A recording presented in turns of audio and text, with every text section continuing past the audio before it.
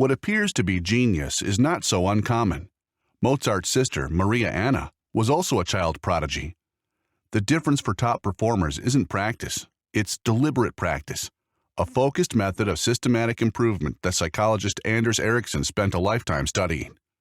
He and co-author Robert Poole explain the science that supports deliberate practice and illustrate their manual with historical examples of top performers.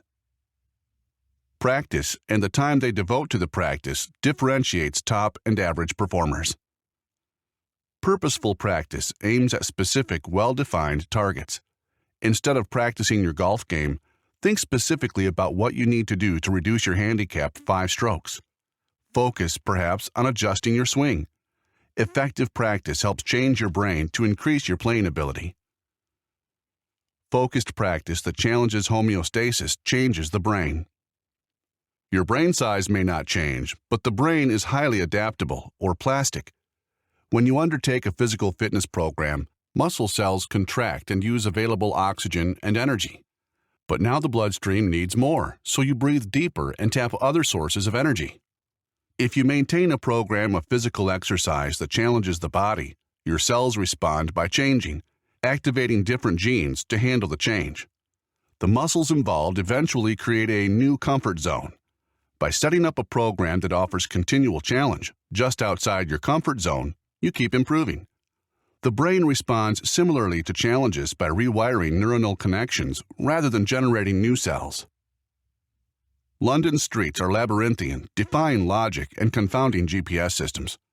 London's cabbies develop an ironclad memory of streets, addresses, and efficient routes. The posterior hippocampus is a brain structure that is important for our ability to navigate through space. Studies reveal these cabbies have larger posterior hippocampi than people of the same age who don't drive cabs. Musical training over time changes the brain. Musicians have a larger cerebellum, a brain structure crucial to controlling movements, than people who aren't musicians do. Changes that occur in training require maintenance. Use it or lose it. Retired cabbies had fewer of the brain changes than active cabbies. Top performers improve their skills by improving their mental representations. Divers and chess masters develop their expertise using different mental maps. These mental representations develop from working on a specific skill. As experts develop more sophisticated representations, they make quicker decisions. With deliberate practice, neural circuitry changes to create the mental representations they need. Chess masters manipulate their mental representations of the patterns they discern on the board. Doctors manipulate their mental representations of how illnesses present to hone in on the right diagnosis. Salespeople do something similar, and the larger their repertoire of if-then scenarios that make up their mental representations, the better their success on the job. When surgery doesn't go according to a surgeon's mental representation, the surgeon knows to take a moment, reevaluate, and come up with another plan. Nobody develops extraordinary abilities without putting in tremendous amounts of practice. Generally, fields with long traditions have a regimented structure for practice and for measuring progress. These disciplines share these characteristics: an agreement about what constitutes a good performance, competitive top performers, fields that evolve over long periods of time, and top performers who become teachers and improve training techniques, advancing their fields. In a study that separated 3 tiers, good, better, and best, of top-performing violinists, researchers found all groups agreed that practice led to improvement, was difficult, and not fun. Yet all recognized that practice was the path to improved performance. One difference existed between these groups. The best students spent more time, and the top 2 groups spent a lot more time in solo practice than the good group, although even the least accomplished practiced thousands of hours. The principles of deliberate practice apply no matter what area you want to improve in. Identify top performers and the feats that make them the best. Adopt their training methods. To identify top performers, use objective performance measures or consider peer assessments. A word of caution about Malcolm Gladwell's claim that 10,000 hours is the magic number of hours to gain expertise in anything. Pianists win competitions at around age 30, and by that time have put in 20,000 or more hours practicing. Performing isn't deliberate practice. Musicians find no limit to the improvements that additional practice can bring.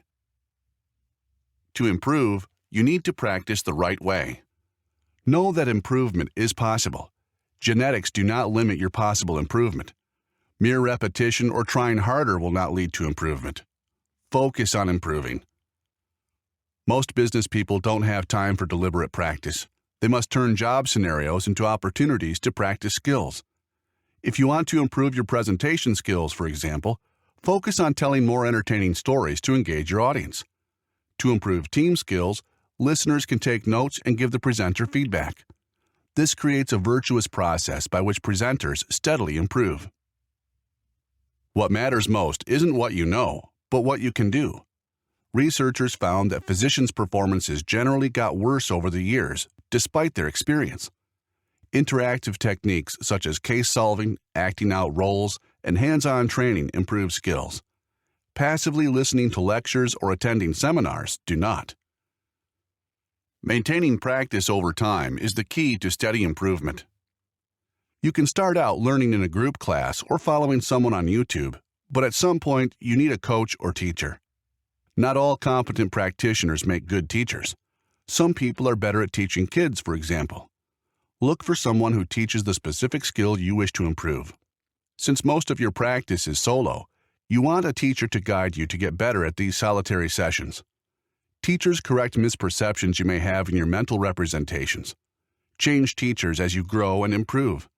Set clear goals to focus on in short training sessions. You will inevitably hit a plateau. Typists improve their speed by typing faster and noting where they make mistakes. If they realize they err when they type the words with OL, they design a specific practice using lots of those words and practice typing more quickly. To maintain motivation, establish a habit. Set aside a fixed time to practice. Musicians who got up in the morning and began practicing right away built a sense of duty around the habit. They slept better and were better time planners. Minimize distractions. Turn off your smartphone. Move your exercise class to the afternoon if you lack motivation in the morning. Maintain motivation by remembering your end goal. Eventually, mastery itself becomes part of your motivation. The development of expert performance typically progresses through a series of recognizable stages: starting out, becoming serious, commitment, and, in rare cases, pathbreaker. Stage 1, starting out, typically begins in childhood.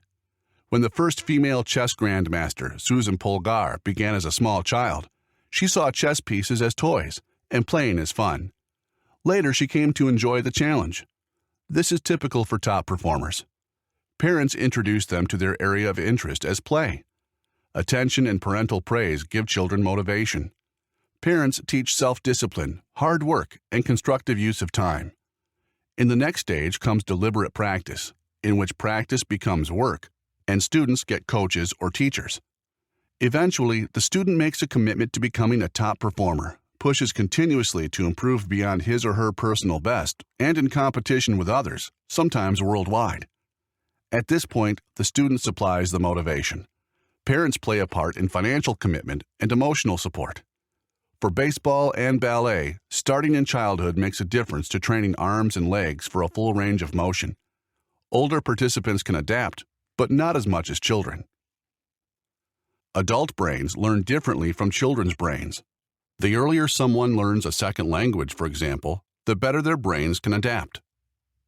In the fourth stage, top performers move beyond the performance standards in their fields and make innovative contributions.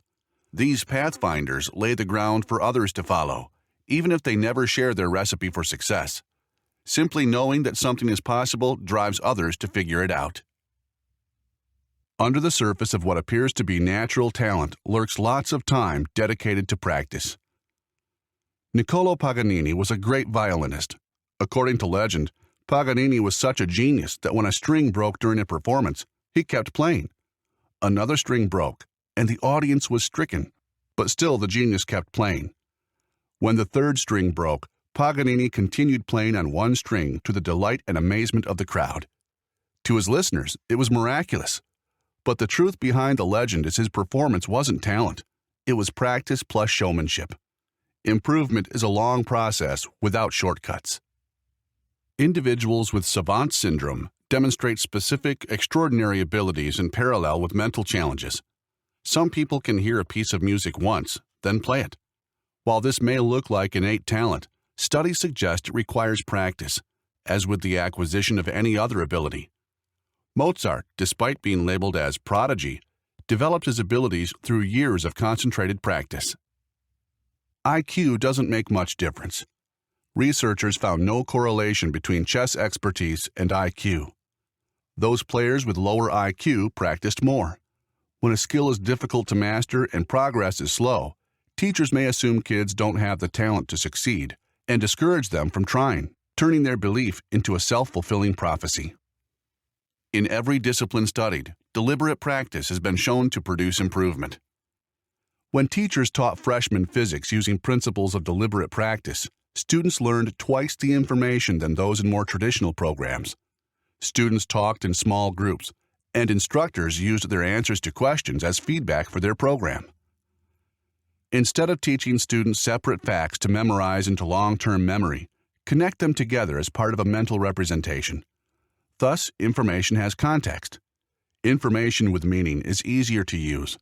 When you fail, revise your approach and try again. Knowledge comes as a byproduct of learning skills. When children develop their own mental representations through deliberate practice, they can improve their skills and innovate through trial and error. They understand that the path to success in other fields follows this pattern. A generation of students with this mindset will create a world of more expertise in all areas.